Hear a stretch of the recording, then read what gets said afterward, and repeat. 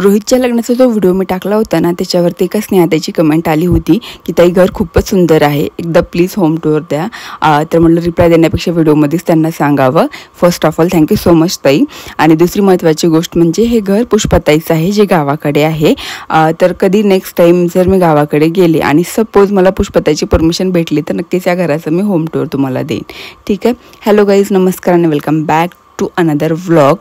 तर खूप महिन्यानंतर आम्ही चाललो होतो डीमार्टला, कारण की मागच्या 2-3 महिन्यामध्ये आम्ही डीमार्टला गेलोच नव्हतो. त्याच्यामुळे आमचे बरेच पैसे वाचले, कारण की आम्ही ठरवून नव्हतं गेलो. म्हणलं बघूयात तरी काय रिझल्ट होतो, कारण की नेहमी काय होतं ना, आपल्याला 500 रुपयाची वस्तू पाहिजे असते, आपण 2000चं बजेट घेऊन जातो, पण ॲक्च्युअल बिल 6-7 हजार ही येतच. आणि हे नेहमीचं होतं. सो आम्ही मागच्या काही महिन्यामध्ये आम्ही गेलोच नाही. पण फायनली आता म्हणलं थोडंसं जाऊ द्या, राशन वगैरे भरून आणायचंच आहे. त्याच्यामुळे आम्ही 2-3 महिन्यानंतर डीमार्टला निघालो. आणि मला ना नेहमीच प्रश्न पडतो, ही जे बाय वन गेट वनच्या ऑफरमध्ये भेटतं ना, ते खरंच ऑफर असते का? खरंच म्हणजे आपल्याला ते तितकं स्वस्तात पडतं का? मी हा नेहमीच विचार करते.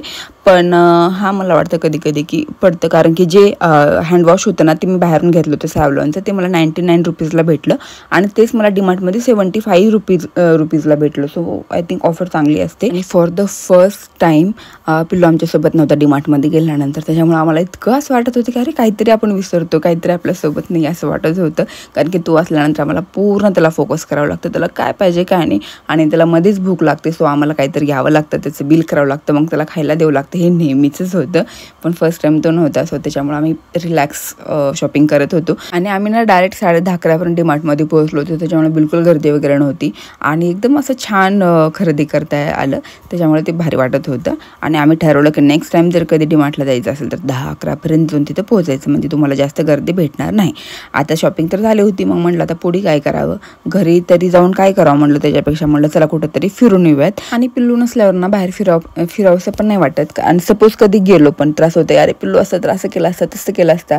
त्याच्यामुळं आम्ही म्हणजे जातच नाही बाहेर. पण चला म्हटलं आता पिल्लू तर येणारच आहे थोड्या दिवसामध्ये, तोपर्यंत म्हटलं आपण दोघंच फिरून येऊयात. पण त्याआधी आम्हाला लागली होती भूक. सो आम्ही आलो होतो एका हॉटेलमध्ये आणि आज मी मागवला होता पालक डोसा. म्हटलं नवीन काहीतरी ट्राय करावं. फर्स्ट टाईमच मी असं काहीतरी मागवलं होतं, पण टेस्ट छान होती ऑब्व्हियसली. आणि आहुनी पावभाजी मागवली होती. सो आम्ही दोघांनी मस्त छान आम्ही खाऊन घेतलं पोट भरून. आणि त्याच्यानंतर आम्ही निघालो. आता जायचं कुठं हा खूप मोठा प्रश्न आहे. तर मग आपल्या एरियामध्ये एकच मोठा मॉल आहे, तो म्हणजे फिनिक्स मॉल. तर म्हटलं आता आपण जाऊयात फिनिक्स मॉलमध्ये. ॲक्च्युली मला ना जे वाकडला फिनिक्स मॉल आहे ना, तिकडं जायचं होतं, कारण की आजकाल त्याच्या मी बऱ्याच रील्स पाहते. तर म्हटलं जाऊयात, पण आहुंचं होतं की ते खूप दूर आहे आणि आपल्याला परत म्हणजे तिकडं जाऊन रिटर्न यावं लागेल, त्याच्यापेक्षा इकडं जाऊयात आपण. मग म्हटलं की ठीक आहे, कुठं पण फिरायचंच आहे, आपण फिरूयात. आणि आम्ही मॉलमध्ये आलो होतो. आम्ही इतकं फिरलो. पहिल्यांदा आम्ही गेल्यानंतर आधी गेलो होतो PVRमध्ये. म्हटलं बघूयात कुठला चांगला मूवी आहे का. पण मूवी मला वाटतं रेड 2 एकच होता. सो मला तर काही इच्छा नव्हती पाहायची, त्याच्यामुळे मीच म्हटलं आवडलं जाऊ द्या, म्हटलं मूवी पाहण्यापेक्षा आपण फिरूयात म्हटलं बाहेर. सो मग कुठं फिरणार, तर आम्ही बस अशीच विंडो शॉपिंग केली. परत 2-3 शॉपमध्ये आम्ही थोडंसं फिरलो. आज परत आम्ही जेव्हा आपण मॉलमध्ये गेलो होतो ना, काहीतरी म्हणजे कामासाठीच गेलो होतो, जसं की कपड्यांची शॉपिंग किंवा काहीतरी सामान वगैरे घ्यायचं क्रोमामध्ये वगैरे. आणि नेहमी पिल्लू असायचा, त्याच्यामुळे नेहमी असं वाटायचं की आता हे झालं मग ते करायचं, ते झालं मग ते करायचं. पण यावेळेस असं काहीच नव्हतं ना, शॉपिंग ना पिल्लू ना काहीच नव्हतं. त्याच्यामुळे बस आम्हाला फिरायचंच होतं. तर तिथं गेल्यानंतर मग आम्ही बस फिरत होतो आणि काही खायची तर इच्छा नव्हती, कारण की आम्ही ऑलरेडी जस्ट खाऊनच गेलो होतो. त्याच्यामुळे म्हटलं फिरूयात. आणि ना फिरता फिरता मला एक शॉप दिसलं, मार्केट 99. तर म्हटलं चला बघूयात तरी आहे तरी काय, म्हणजे मला वाटतं मिस्टर DIY सारखंच काहीतरी असेल.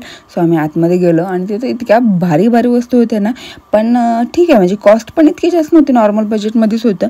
पण सर्वच वस्तू एकदम अशा आपण म्हणतो ना एस्थेटिक टाईपच्या, सेम तशा टाईपच्या होत्या आणि खूपच भारी होत्या. हा पॉपकॉर्नचा ग्लास होता, हो बघत होते, पण तो प्लास्टिकचा होता. सो मी म्हणलं असू द्या, कारण की ते गरम टाकल्यानंतर परत म्हणजे ते इतकं व्यवस्थित नाही राहत.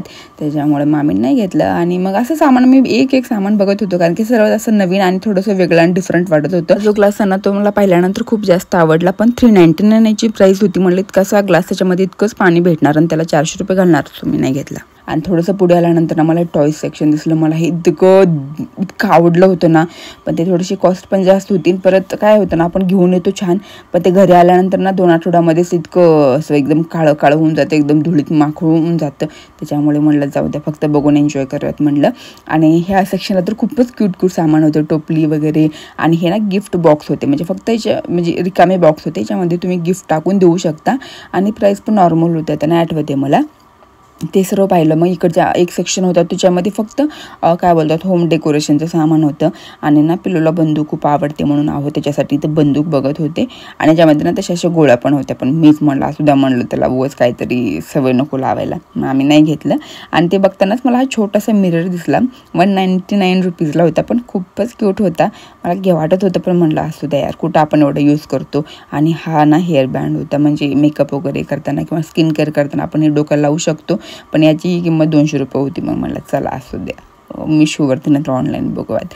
आणि ना आजकाल ना ही कॅन्डल खूप बघत होते, म्हणजे डीमार्टमध्ये पण गेल्यानंतर ना कॅन्डल बघत होते. आणि त्याल्यानंतर पण कॅन्डल्स बघत होते. मला म्हणते ते बघ किती सुंदर कॅन्डल आहे, तू पण अशा बनव. कारण की मी पण कॅन्डल बनवते ना, पण आजकाल मी बंदच केले आणि मला परत स्टार्ट करायचं आहे. सो मला दाखवत होते. मग मी सर्व पाहिलं. मी म्हटलं ठीक आहे करूयात. म्हटलं आम्ही फोटो वगैरे पण काढल्या, म्हटलं रेफरन्ससाठी असायला पाहिजे आपल्याला. आणि त्याच्यानंतर आम्ही खूप फिरलो.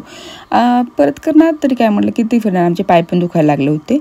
तर म्हटलं चला आता निघूयात आपण रिटर्न जाण्यासाठी.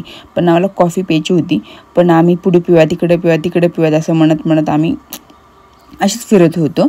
आणि मग ते म्हणजे जातानाच ना मला इथं एक ठिकाण दिसलं आणि खूप सुंदर, म्हणजे एक वेगळंच ठिकाण ते डेकोरेट केलं होतं. त्याच्यामुळे ते खूप भारी वाटत होतं. आणि खूप सारे लोक ना इथं येऊन फोटो वगैरे काढत होते. म्हणजे मला वाटतं डिझनीलँड वगैरे नसते का, तशा टाईपचंच काहीतरी केलं होतं. खूप भारी वाटत होतं यार वरतून पाहिलं तरी. पण आम्ही खाली जाऊन फोटो नाही काढला, कारण का ऑलरेडी इतकी सारी गर्दी होती. म्हणलं त्याच्यामध्ये अजून कुठे जाऊन आपण फोटो काढत बसणार. आणि जसं की मी बोललो मला कॉफी प्यायची होती, तर आम्ही मॉलमध्ये तर नाही पिली, पण येताना इथे कॅफे दिसला होता. सो बोलले चला आपण इथे जाऊन कॉफी पिऊयात. तर आम्ही इथं आलो. इथं आम्हाला 200 रुपयाची कॉफी दिली आणि 80 रुपयाचा बनाना केक होता, पण तो आम्हाला नाही आवडला. Bye bye, thank you for watching. भेटू नेक्स्ट.